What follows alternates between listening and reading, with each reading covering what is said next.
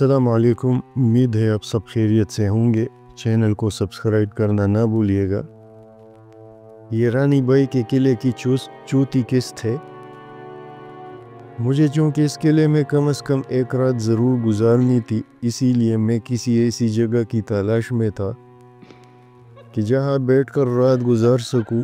میں گیلری والے ہال کمرے سے نکل کر اس کے ساتھ والے چھوٹے کمرے میں آ گیا۔ یہاں جنگل والے تالاب کے رخ پر ایک چھوٹا سا جھروکا بنا ہوا تھا، جس میں سے تازہ ہوا بھی اندر آ رہی تھی۔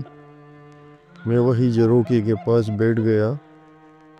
تبھی بیٹھے رہنے کے سوائے میرا اور کوئی کام نہیں تھا۔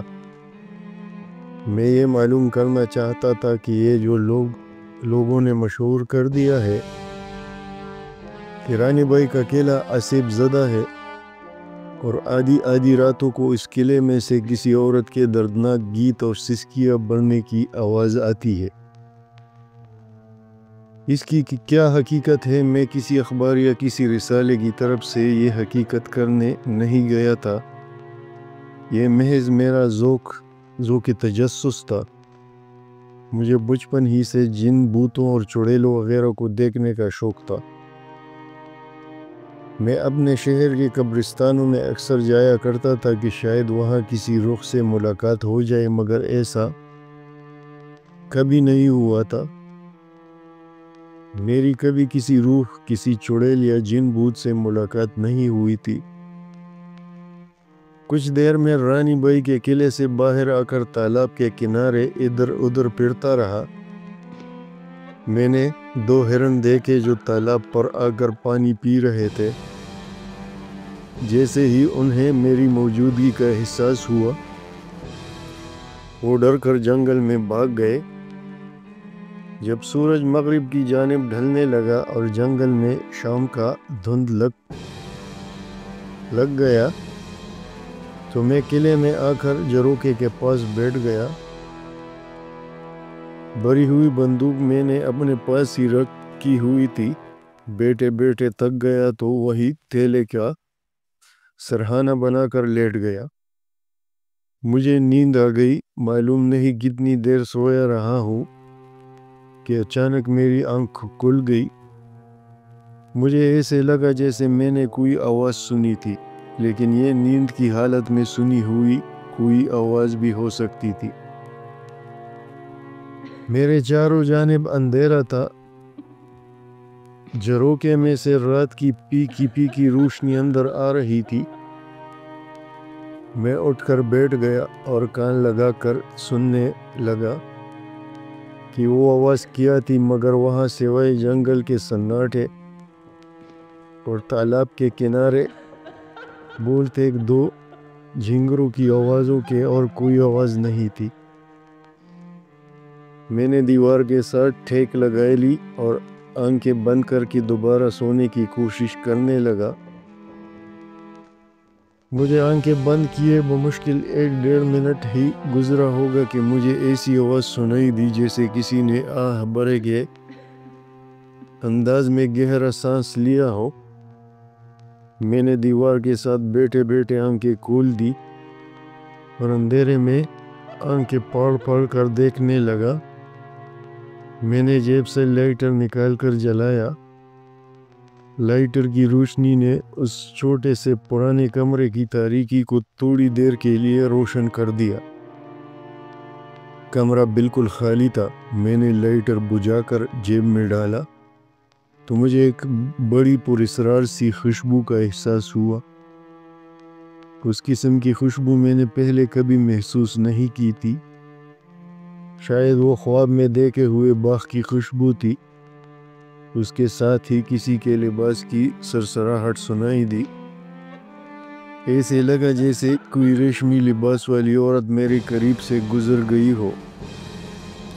میں نے جلدی سے دوبارہ لائٹر جلایا۔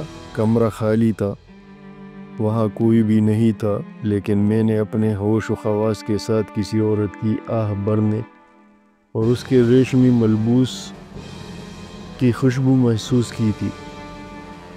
اس کے بعد ایک بار پھر وہی پراسرار سناٹا چھا گیا۔ اب میں اٹھ کر بیٹھ گیا۔ میں سمجھ گیا تھا کہ کچھ نہ کچھ ہونے والا ہے۔ اچانک جنگل میں سے انسانی چیخوں کی آوازیں بلند ہوئی۔ یقین کریں، میں جو اپنی طرف سے بڑا حقیقت پرست اور بہادر بنتا تھا، ایک بار میں بھی خوف سے لرز گیا۔ ایسے لگ رہا تھا جیسے کسی درندے نے اچانک کسی انسان کو دبوچ لیا اور اسے پاڑ رہا ہو۔ دوسرے لمحے چیخوں کی آواز بند ہو گئی اور جنگل کی خاموشی اور زیادہ گہری اور دہشتناک ہو گئی۔ مجھے یاد آ گیا اس قلعے کے بارے میں یہ بات بھی مشہور تھی کہ قلعے کے آس پاس جنگل میں سے رات کے وقت ان بد نصیب انسانوں کی چیخیں سنائی دیتی ہے جنہیں جنگلی درندوں نے ہڑپ کیا تھا۔ میں سوچ میں پڑ گیا۔ اس کا مطلب تھا کہ کم از کم یہ روایت ضرور سچی تھی۔ میری نیند غائب ہو چکی تھی۔ میں قلعے کے چھوٹے سے ویران کمرے کے جھروکے کے پاس کان لگائے اس انتظار میں بیٹھا تھا کہ دیکھے اب کون سی آواز سنائی دیتی ہے۔ میں نے لائٹر جلا کر اپنی کھلائی پر بندھی ہوئی گھڑی پر نگاہ ڈالی۔ رات کے 11:15 بج رہے تھے۔ میں نے گردن اونچی کر کے پتھر کے جھروکے میں سے باہر دیکھا۔ جنگل ایسی ساکت اور خاموش تھا جیسے کسی نے اس پر جادو پھونک دیا ہو۔ میں نے جنگل کی کئی راتیں دیکھی تھی۔ جنگل کتنا ہی خاموش کیوں نہ ہو، اس کی خاموشی میں بھی کوئی نہ کوئی آواز ضرور سنائی دے جاتی ہے۔ کسی درخت کی سوکھی شاخ کے اپنے آپ اچانک گرنے کی آواز، کسی بھٹکے ہوئے پرندے کی آواز جو راستہ بھول کر ادھر نکلا ہو، یا پھر دور کسی بھیڑیے یا لکڑ بگڑ کے بولنے کی آواز۔ اور کچھ نہیں تو کہیں نہ کہیں کوئی جینگر ضرور بول رہا ہوتا ہے۔ لیکن اس جنگل میں تو موت کی خاموشی چھا گئی تھی۔ ایسا لگتا تھا جیسے جنگل کی ہر چیز بے جان ہو گئی ہے، یا پھر کسی نے جنگل کی ہر شے پر خاموشی کا طلسم پھونک دیا ہو۔ میں اعتراف کرتا ہوں کہ اس بے جان خاموشی کا اثر مجھ پر بھی ہونے لگا تھا، اور مجھے یوں محسوس ہونے لگا تھا جیسے میرے دل نے بھی دھڑکنا بند کر دیا ہے۔ اور میں نے جلدی سے اپنا ہاتھ سینے پر رکھا۔ میرا دل دھڑک رہا تھا، مگر اس کی دھڑکن بڑی مشکل سے محسوس ہو رہی تھی۔ اتنے میں مجھے کسی عورت کی سسکیاں بھرنے کی آواز سنائی دی۔ میرے کان کھڑے ہو گئے، بلکہ یوں کہنا چاہیے کہ یہ پراسرار عصبی آواز سن کر کچھ دیر کے لیے میرے جسم کے رونگٹے بھی کھڑے ہو گئے تھے۔ لیکن اپنی حقیقت پسند مزاج کی وجہ سے میں نے بڑی جلدی اپنے حواس پر قابو پا لیا اور سسکیوں کی آواز کو بڑے غور سے سننے لگا۔